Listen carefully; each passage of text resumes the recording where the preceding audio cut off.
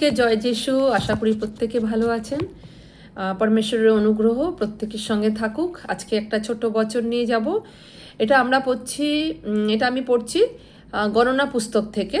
এটা একটা পুরনো নিয়মের অংশ। এটা বাইবেলের প্রথম দিকে আছে। এখানে 12 নম্বর চ্যাপ্টারটা আমি পড়ব এবং ছোট ছোট আমি চেষ্টা করব সকলকে জানাতে, যে অনেকেই হয়তো জানবেন না, ওই জন্য আমি চেষ্টা করব এটাকে বিশ্লেষণ করতে। মসি যে কুশিয়া স্ত্রীকে বিবাহ করিয়াছিলেন, তাহার নিমিত্তে মরিয়াম ও হারন মসির বিপরীতে কথা কহিতে লাগিলেন। কেননা তিনি এক কুশিয়া স্ত্রীকে বিবাহ করিয়াছিলেন। তাহারা কহিলেন, সদাপ্রভু কি কেবল মসির সহিত কথা কহিয়াছে, আমাদের সহিত কি কহেন নাই? আর এ কথা সদাপ্রভু শুনিলেন। ভূমণ্ডলস্থ মনুষ্যদের মধ্যে সকল অপেক্ষা মসি লোকটি অতিশয় মৃদুশীল ছিলেন। আমরা এখানে দেখছি মসির নাম, যাকে ইংলিশে মোজেস বলা হয়। ইনি একজন ইসরায়েলীয় লোক, যাকে পরমেশ্বর বেছে নিয়েছিলেন দাসত্ব থেকে ইসরায়েলীয় লোকদের বাঁচানোর জন্য। তাদেরকে মিশর থেকে উনি ওনার নেতৃত্বেই ইজিপ্টে থেকে বার করে, রেড সিকে পার করে, দুভাগ করে তাদেরকে এখন যে ইসরায়েলেরা থাকেন যে জায়গায় ইসরায়েল, সেদিকে কনানের দিকে নিয়ে গেছিলেন ওনার নেতৃত্বে। উনি একজন অতিশয় মৃদুশীল ব্যক্তি ছিলেন এবং পরমেশ্বর ওনার সঙ্গে সামনাসামনি কথা বলতেন। উনি এমন একজন ব্যক্তি ছিলেন এবং ঈশ্বরের মনোনীত ছিলেন। আর আমরা এখানে দেখছি দুটো নাম আরও, একটা হচ্ছে মরিয়াম, একটা হারন। মরিয়াম হচ্ছে মোজেসের দিদি, আর হারন বা অ্যারন যাকে বলে, সে ছিল মোজেসের ভাই। তো এরা মসির বিরুদ্ধে কথা বলতে লাগলেন, কারণ তিনি এক কুশিয়া স্ত্রীকে বিবাহ করেছিলেন। অ্যাকচুয়ালি ইহুদিদের একটা রীতি ছিল, নিজেদের মধ্যেই বিবাহ বন্ধনে আবদ্ধ হতে হতো, কিন্তু বিভিন্ন পরিস্থিতির মধ্যে দিয়ে যখন মোজেস গেছিল, সে সময় উনি একজন কুশিয়া স্ত্রীকে গ্রহণ করেছিলেন এবং এটা নিয়ে ওনারা মোজেসকে কথা শোনাতে লাগলেন এবং তারা গর্ব করে বলতে লাগলেন যে তারা তখন অ্যাকচুয়ালি হারন আর তার দাদা বোন যে মরিয়াম, এরাও কিন্তু পরমেশ্বরে চুনে হয়ে লোক। এনাদেরকেও পরমেশ্বর ব্যবহার করেছিলেন এবং তার জন্য তাদের মধ্যে একটা দর্প চলে এসেছিল এবং বলেছিল এই জন্য যে পরমেশ্বর কি আমাদের সঙ্গে কথা বলেননি। আর এখানে একটা কথা উল্লেখযোগ্য, এখানে লেখা আছে যে ভূমণ্ডলস্থ মনুষ্যদের মধ্যে সকল অপেক্ষা মসি লোকটি অতিশয় মৃদুশীল ছিলেন।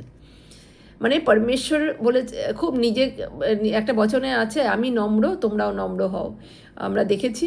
কিন্তু পরমেশ্বর হয়েও নম্র, আর উনি নম্র ব্যক্তিকে পছন্দ করেন। এবং মোজেসের একটা বড় কোয়ালিটি ছিল, উনি নম্র ছিলেন, মৃদুশীল কথাটার অর্থ হচ্ছে নম্র। পরে সদাপ্রভু হঠাৎ মসি, হারন ও মরিয়মকে কহিলেন, তোমরা তিনজন বাহির হইয়া সমাগম তাম্বুর নিকটে আইসো।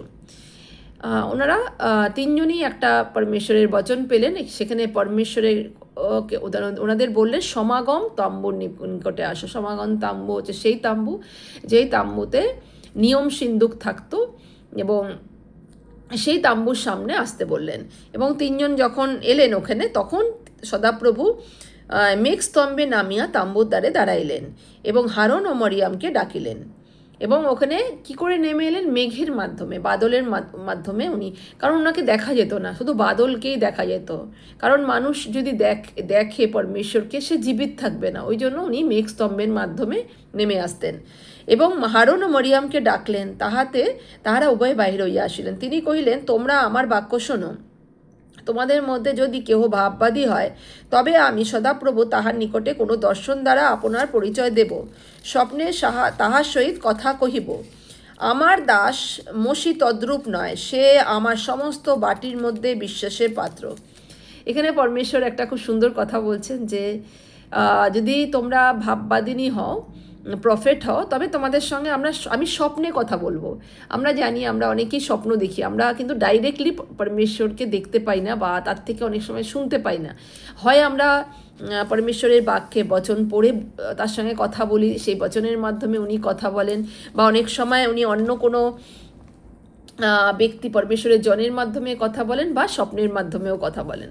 তো এখানে উনি বলছেন তোমরা যদি ভাববাদী হও তবে স্বপ্ন দ্বারা আমি তোমাদের সঙ্গে কথা বলবো। কিন্তু মোজেসের সঙ্গে সম্পর্কটা আমার মানে এরকম নয়। মোজেস আমার খুব ক্লোজ, মানে আমরা যদি আমার ছেলে মেয়ের সঙ্গে কথা বলি তার সঙ্গে কি ভায়া টেক্সট করে কথা বলবো না তাকে চিঠি লিখে কথা বলবো, সে সামনাসামনি থাকলে তার সঙ্গে আমরা রুবারু কথা বলবো। ঠিক তেমনি উনি বলছেন যে মোজেসের সঙ্গে আমার সম্পর্কটা এমন কি সে আমার সব থেকে বিশ্বাসের পাত্র, তাই তার সঙ্গে সে মুখোমুখি কথা বলতে পছন্দ করেন এবং তাহার সহিত আমি সম্মুখী হইয়া কথা কহি, গূঢ় বাক্য দ্বারা নয় কিন্তু প্রকাশ্য রূপে, এবং সে সদাপ্রভুর মূর্তি দর্শন করিবে। কি অদ্ভুতভাবে পরমেশ্বর তার প্রেম যে মোজেসের প্রতি সেটা প্রকট করছেন। উনি বলছেন যে আমি তার সঙ্গে স্পষ্ট রূপে কথা বলি, কোনো এমনভাবে জটিলভাবে কথা বলি না, কোনো একদম স্পষ্টাস্পষ্টি যেমন বাবা ছেলের কথা হয় তেমনিভাবে ওনার সঙ্গে ওনার কথা হয়, এবং সে সদাপ্রভুর মূর্তি দর্শন করিবে এবং পরমেশ্বরেরকে দেখতেও পাবে। মোজেসের সঙ্গে মানে যখন কথা হয় মোজেস আগে শুনতেন, কিন্তু এখানে পরমেশ্বর বলছেন যে আমাকে উনি দেখতেও পাবেন। অতএব আমার দাসের প্রতিকূলে মসির প্রতিকূলে কথা কহিতে তোমরা কেন ভীত হইলে না? ফলে তাহাদের সহিত সদাপ্রভুর ক্রোধ প্রজ্বলিত হইল ও তিনি প্রস্থান করিলেন, আর তাম্বুর উপর হইতে মেঘ প্রস্থান করিল। তো আমরা এখানে দেখছি যে ঈশ্বর স্পষ্টাস্পষ্টি বলছেন যে তোমরা কেন মোজেসের বিরুদ্ধে কথা বলতে ভয় পেলে না? তোমরা কি জানতে না মোজেসকে? তো তিনি তাদের প্রতি পরমেশ্বরের ক্রোধ প্রজ্বলিত হলো ওই স্থানে, এবং পরমেশ্বর চলে গেলেন এবং তাম্বুর উপর থেকে মেঘও চলে গেল, পরমেশ্বরের উপস্থিতিও চলে গেল, মেঘও ঘটে গেল। আমরা যদি একটা ছোট্ট আমি এই কথাটাকে নিয়ে একটা কথা বলতে চাই যে আমরা অনেক সময় কোনো পরমেশ্বরের দাসকে নিয়ে মানে আমরা কিছু বলতে ভয়ই পাই না, তাকে নিয়ে আমরা অনুমান করি, তাকে নিয়ে আমাদের মনে যা আসে সেটা আরেকজনকে বলে দিই, বা আমরা পিছনে ঘরে বসেও পরমেশ্বরের দাসের বিরুদ্ধে অনেক কথা বলি। সে হতে পারে সে পুলপিটে দাঁড়ানো দাস নয়, বা সে হয়তো অন্যরকমভাবে সেবা করে। আমরা পরমেশ্বরের অভিষিক্ত জনের বিরুদ্ধে যদি আমরা এই ধরনের কথা বলি, আমরা যদি তার নিন্দা করি, তার পিছনে যদি কোনো কথা বলি, তার দোষ ধরি, তবে কিন্তু পরমেশ্বর আমাদের ক্ষমা করবেন না। আমি এই জিনিসও লক্ষ্য করছি যে অনেক সময় এখন এমন হয়ে দাঁড়িয়েছে একজন পরমেশ্বরের দাস আরেকজন পরমেশ্বরের দাসের বিরুদ্ধে সোজাসুজি সোশ্যাল মিডিয়ায় এসে যা খুশি তাই বলছে। আমি এটা কিছুতেই আমার মাথায় আসছে না, তারা কি করে সাহস পাচ্ছে? তারা কি পরমেশ্বরের ভয়ে পায় না? এবং তারা কি এই বচনটা পড়েনি যে তাদের অবস্থা কি হতে পারে আমরা এখন দেখি। দেখো মরিয়ামের হিমবৎ কুষ্ঠ হইয়াছে, এবং যেই মুহূর্তে পরমেশ্বর সেই স্থান থেকে চলে গেলেন মরিয়ম তার দিদির কুষ্ঠ দেখা গেল। পরমেশ্বরের উপস্থিতি থেকে যেই মুহূর্তে পরমেশ্বর আমাদের ত্যাগ করবে, আমাদের কিন্তু মানে কী যে হবে আমরা সেটা কল্পনাও করতে পারি না। সমস্ত রকমের শ্রাপের বন্ধনে আমরা চলে যাব। আর হারুন মরিয়ামের দিকে মুখ ফিরাইলেন, আর দেখো তিনি কুষ্ঠগ্রস্তা। তখন হারুন মসিকে কইলেন, হায় আমার প্রভু, বিনয় করি পাপের ফল আমাদিগকে দেবেন না। এ বিষয়ে আমরা নির্বোধের কর্ম করিয়াছি, এ বিষয়ে পাপ করিয়াছি।